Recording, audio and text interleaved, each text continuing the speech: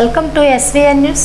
భారత చైతన్య యువజన పార్టీ జాతీయ అధ్యక్షుడు బోడే రామచంద్ర యాదవ్ మార్చి 23న జిల్లా కలెక్టర్ వారికి వినతి పత్రం సమర్పించి ఇంటింటికి బీసీ చైతన్యం పేరుతో మార్చి 28, 29, 33 రోజుల పాటు ప్రజల్లోకి తీసుకుని వెళ్లి కూటమి ప్రభుత్వం మొండి వైఖరి నశించి తక్షణమే మీరు ఇచ్చిన హామీలు అమలు చేయాలని కోరుతూ భారత రాజ్యాంగం కల్పించిన హక్కు ద్వారా నిరసన కార్యక్రమం తన హక్కుల సాధన కోసం ఏప్రిల్ 6, 7, 8, 9 తేదీల్లో రీలే నిరాహార దీక్షలు చేపట్టాలని, అప్పటికి ప్రభుత్వం దిగరాకపోతే అమర నిరాహార దీక్షకు ఏప్రిల్ 11 విజయవాడ ప్రాంతంలో జరుపుకోవాలని నిర్ణయించడం జరిగిందన్నారు.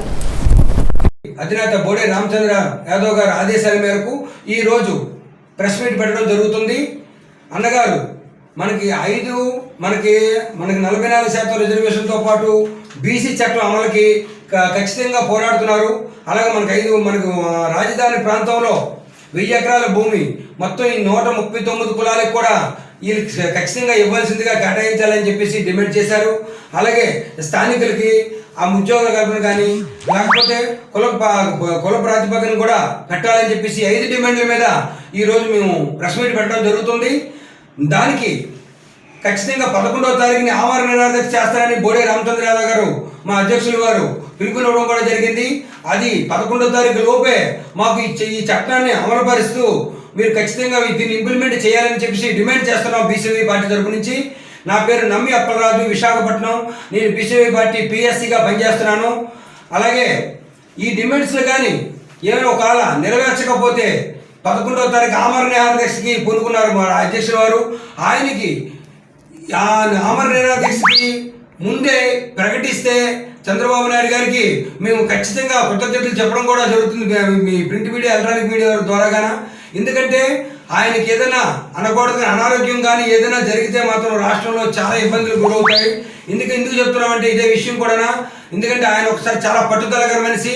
నిజానికి చెప్పాలంటే ఆయన ఏమైనా ఒక బీసీలకి ఒక నాయకుడు, ఆయన ఎన్నో సేవలు చేసి ఎక్కడ బీసీలకి ఇబ్బంది జరిగినా సరే ఆయన నేనంటూ ఉన్నానని చెప్పేసి పోరాటం చేస్తున్నారు. కాబట్టి 139 కులాల నుంచి మాకు ఒక వరంగా పుట్టిన ఓ బోడే రామచంద్ర యాదవ్ గారి కోసం మేము ఎంతకైనా పోరాడుతాము. ఎందుకంటే మొత్తం రాష్ట్రం మొత్తం అంతా కలిపి ఆయన ఎక్కడైతే దీక్ష చేస్తారో అక్కడ నిరాహార దీక్ష చేస్తారో ఆయన దగ్గర కూడా మేము వెళ్ళి అక్కడికి వెళ్ళి మేము నిరసన తెలుపుతాం. రాష్ట్రం మొత్తం మీద నాయకులందరూ నిరసన చెబుతూ మీ నమ్మి అప్పలరాజు, విశాఖపట్నం. నమస్కారం.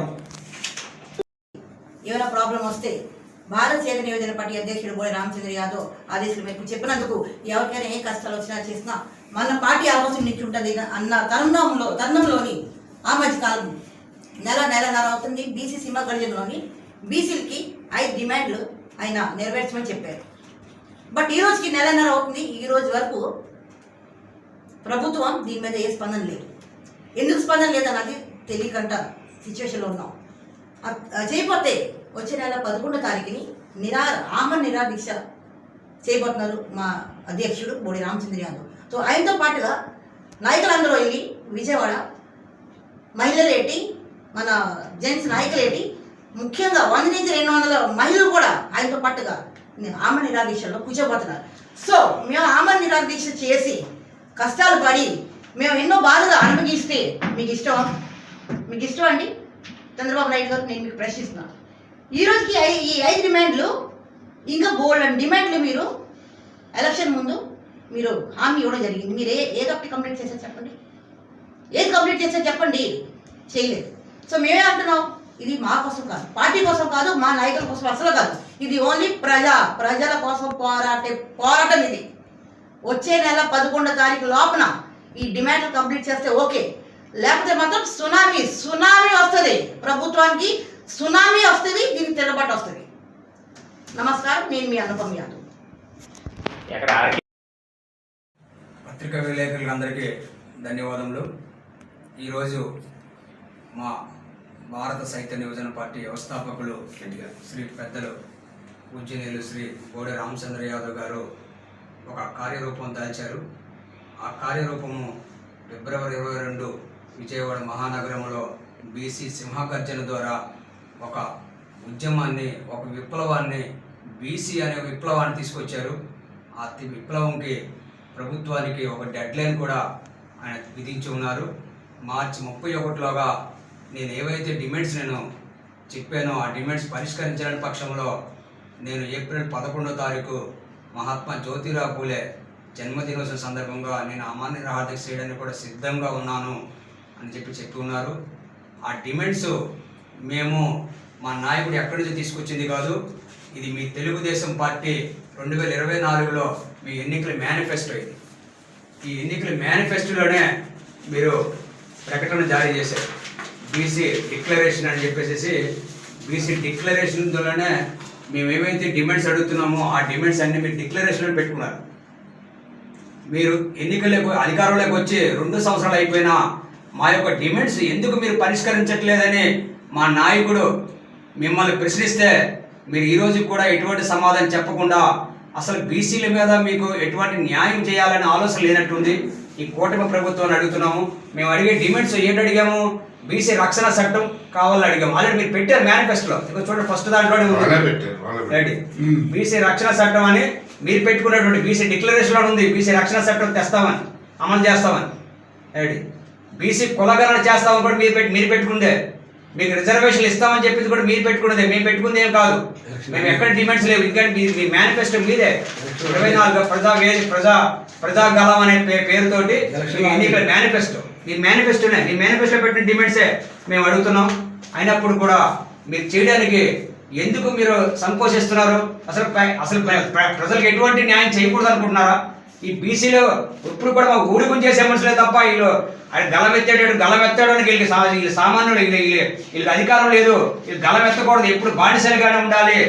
బ్యాక్ బోయిన్ అంటారు కదా తప్ప వెనక పెంచడం తప్ప మీరు ముందుకు వచ్చేటటువంటి అవకాశం లేదు. వీళ్ళు రాజ్యాధికారులు రాకూడదని వీళ్ళన్నీ ప్లాన్లు చేస్తున్నారు. దీనికోసం మా నాయకుడు పెట్టినటువంటి 5 డిమాండ్స్: బీసీ రక్షణ చట్టం కావాలని, అమరావతిలో 1000 ఎకరాలు వరకు అడగలేదు కదా మేము. 1000 ఎకరాలు మా నాయకుడు ఒక్కడి కోసమే నేను వ్యాపారంగా చేసుకుంటాను, నాకు ఫ్యాక్టరీ కట్టుకుంటాను అడగలేదే. 139 కులాలు బీసీ కులాలు అందరికీ భవనాలు నిర్మాణం చేసుకోవడం కోసం మీరు 1000 ఎకరాలు కేటాయించండి అమరావతి రాజధానిలో. ఎందుకంటే 53,000 ఎకరాలు ఆల్రెడీ ఎక్వైర్ చేశారు ఫస్ట్ విడతలో. ఇప్పుడు 2వ విడతలో 40 ఎకరాలు తీసుకుంటున్నారు. అంటే 1,00,000 ఎకరాలు మీకు ఎందుకు? 1,00,000 ఎకరాలు మీరు ఎక్వైర్ చేసే దాంట్లో 1000 ఎకరాలు మేము అడుగుతున్నాడు మన 9%. ఏంటి దానికి కూడా మీరు ఇప్పుడు సమాధానం చెప్పట్లేదు. కాబట్టి 44% రిజర్వేషన్ ఏంటంటే విద్యా, ఉద్యోగ, చట్టసభల్లోని స్థానిక సంస్థలు ఎలాగ మీరు ఇస్తానంటున్నారు. స్థానిక సంస్థలో ఎలాగ రిజర్వేషన్లు ఉన్నాయి, చట్టసభలో కూడా రిజర్వేషన్లు. మీరు చెప్పినవే, మేమేమి ఎక్కడి నుంచో తెచ్చింది కాదు. మీరు పెట్టినటువంటి డిమాండ్స్ మేము పరిష్కరించమంటున్నాము. విద్య. అందరికీ నమస్కారం. ఇక్కడికి హాజరైన మీడియా మిత్రులకి, అలాగే పాత్రికేయులకి అందరికీ నా కృతజ్ఞతలు తెలియజేసుకుంటున్నాను. ఈరోజు విశాఖపట్నం బీసీవై పార్టీ ఆఫీస్లో బోడే రామచంద్ర యాదవ్ గారి ఆదేశాల మేరకు ఈ కార్యక్రమం చేయడం జరుగుతుంది. నా పేరు కడియం శివరత్నం యాదవ్, బీసీవై పార్టీ రాష్ట్ర ఎగ్జిక్యూటివ్ కమిటీ మెంబర్గా ఉన్నాను. ఈరోజు బీసీలకి రక్షణ కల్పిస్తామని 2024లో మంగళగిరిలో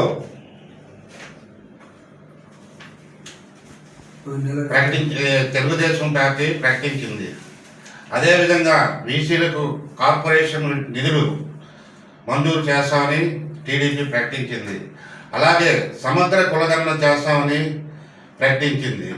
అదేవిధంగా 44% రిజర్వేషన్ బీసీలకు కల్పిస్తామని ఇప్పుడు కాదు, తెలుగుదేశం పుట్టిన నుంచి కూడా ఈ నినాదం ఉన్నది, కానీ ఇంతవరకు దీన్ని ఇంప్లిమెంటేషన్ చేయలేదు. ఈరోజు మా అధినేత బీడీ రామచంద్ర యాదవ్ గారు దీనిపై యాక్షన్ తీసుకోమని ఆయన ఎన్నోసార్లు ప్రభుత్వానికి చీఫ్ మినిస్టర్ ఆఫ్ ఆంధ్రప్రదేశ్ ఉత్తరాలు పంపించారు. కానీ ఇంతవరకు దానిపై ఎటువంటి యాక్షన్ ప్రభుత్వం తీసుకోలేదు. ఈ డిమాండ్లన్నీ మేము పెట్టినవి కాదు, మీరు గద్దెనెక్కుకోవడం కోసం ఈ డిమాండ్లన్నీ 2024 మార్చి 6వ తేదీన మంగళగిరిలో ప్రకటించారు. ఒకసారి పాత పేపర్లు చూసుకోండి. ఇలాగ మీరు బీసీలకి మభ్య పెట్టుకుని 44 సంవత్సరాల నుంచి రాజ్యాధికారం చేస్తున్నారు, కానీ బీసీ డిమాండ్ ఒకటి కూడా మీరు నెరవేర్చడం లేదు. దీనిపై ఈరోజు బోడే రామచంద్ర యాదవ్ గారు 22 ఫిబ్రవరి 2026న బీసీ గద్దెన మహాసభలో మా డిమాండ్లు నెరవేర్చండి అని చెప్పి ఆయన ప్రత్యక్షంగా ప్రభుత్వానికి తెలియజేశారు. కానీ ఇంతవరకు ప్రభుత్వం దానిపై ఎటువంటి యాక్షన్ తీసుకోలేదు.